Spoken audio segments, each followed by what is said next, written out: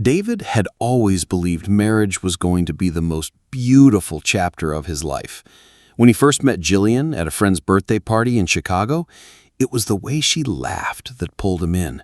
She had a laugh that sounded unbothered by the world, like she didn't care about anyone's judgment. He remembered watching her from across the room, glass of wine in her hand, leaning in as she told some story that made everyone around her laugh. By the end of the night, he had her number. And by the end of the year, he had proposed. At first, life together was blissful.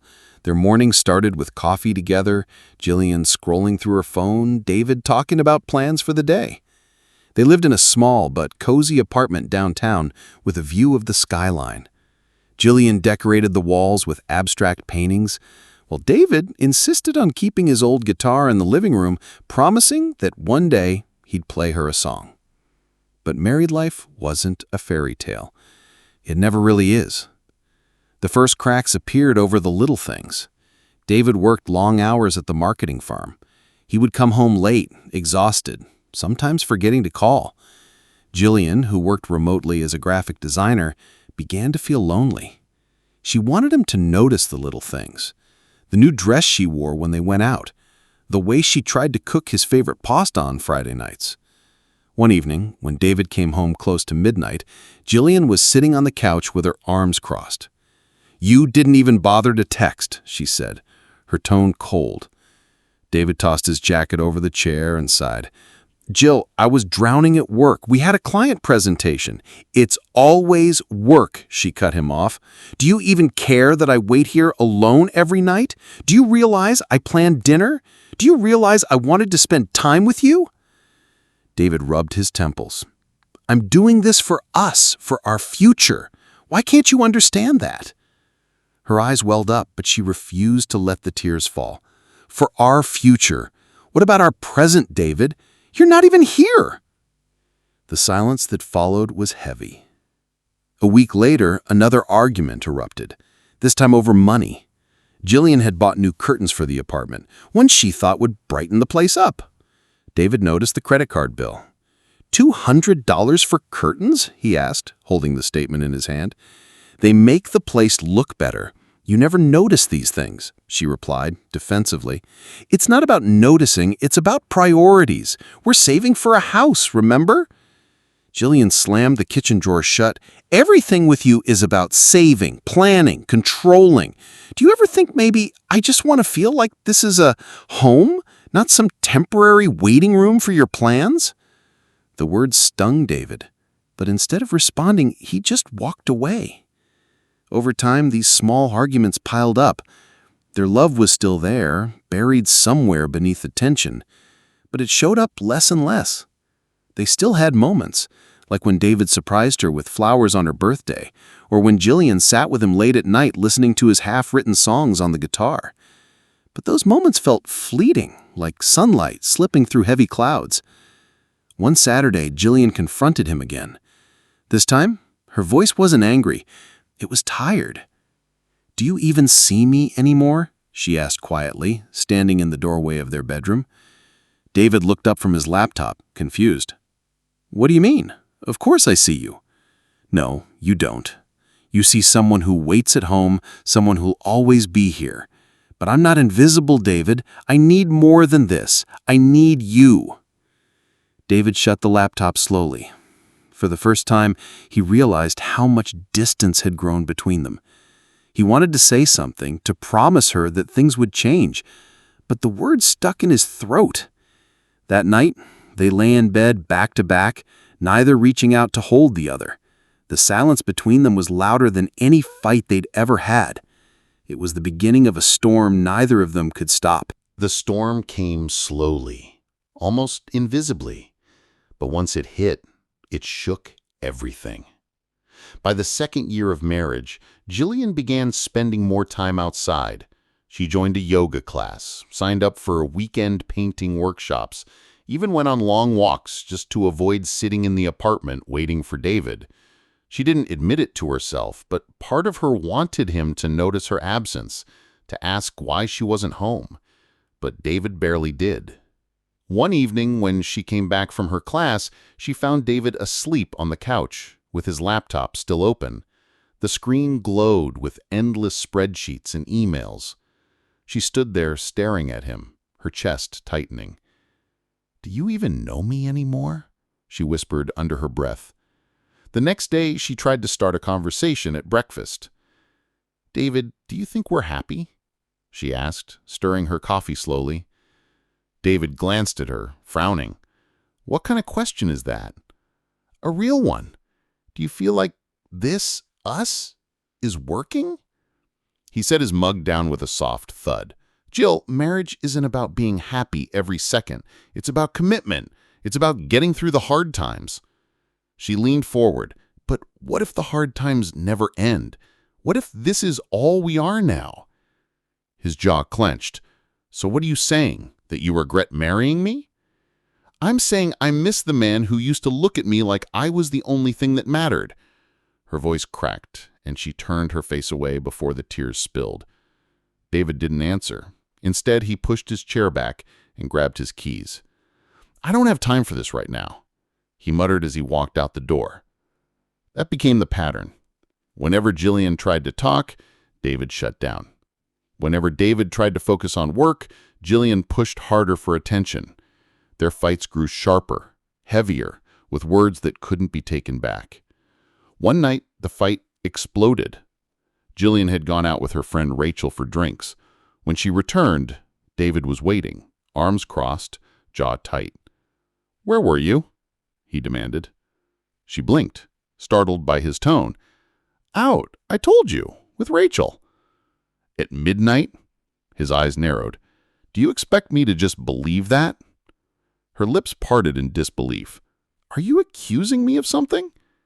"I'm asking why my wife comes home smelling like perfume and wine at midnight when I've been here all night waiting." She threw her purse on the table. "Waiting? You haven't waited for me in months, David. You don't even look up when I walk in the room. Don't act like you suddenly care." His voice rose. "Maybe I wouldn't have to wonder where you are if you weren't so desperate for attention all the time." Her face went pale. "Desperate for attention? From my own husband? Do you even hear yourself?" The apartment vibrated with silence after her words. David's chest rose and fell heavily. Jillian's hands trembled as she tried to steady herself. Finally, she whispered, "Maybe you don't love me anymore." David froze. The words hit him harder than any insult. He opened his mouth and closed it, unable to deny it, unable to confirm it. Instead, he walked into the bedroom and slammed the door. Jillian sank onto the couch, shaking. For the first time, she let the possibility sink in that maybe their marriage wasn't just struggling. Maybe it was breaking. In the days that followed, Jillian avoided him. She left early for her classes, came home late, sometimes stayed at Rachel's place overnight. She told herself it was to give David space, but deep down she wanted him to fight for her, to beg her to stay. But he didn't. Instead, David buried himself deeper in work. His friends noticed the change. One night, over beers, his colleague Mark asked him, "Everything okay at home, man? You look like you haven't slept in weeks." David shrugged. "Marriage is complicated." Mark gave him a look. "Don't let it slip away without trying. Trust me, regret eats you alive." The words stayed with David, but when he came home and saw Jillian scrolling on her phone, barely looking at him, he felt paralyzed. One Saturday morning, Jillian finally snapped. "I can't keep doing this, David," she said, standing in the kitchen with her arms wrapped around herself. He looked up from the newspaper. "Doing what?" "This. Living like strangers, pretending everything's fine when it's not." David put the paper down slowly. "So what do you want, Jill? Divorce?" Her breath caught. The word hung in the air like poison. "I don't know," she whispered, "but I can't keep being invisible in my own marriage." David stared at her, his throat tight. He wanted to say he loved her. He wanted to promise he'd change. But all he managed was, "I need time." Jillian closed her eyes. Time is exactly what we don't have anymore. The silence that followed was the deepest they had ever known. It was no longer about small fights. This was the beginning of the end. The nights became the hardest. Jillian would lie awake, staring at the ceiling, listening to the faint hum of traffic outside. David would sleep facing the other side, his back turned, his breathing steady but distant. It felt like they were living parallel lives under the same roof. One evening, Jillian came home to find David sitting at the dining table with 2 glasses of whiskey port. It was unusual. He rarely drank on weekdays. She froze in the doorway. "We need to talk," David said, his voice low but steady. Her stomach nodded. She set her bag down and sat across from him. For a moment, neither spoke. The weight of all their unspoken words sat between them like a third presence.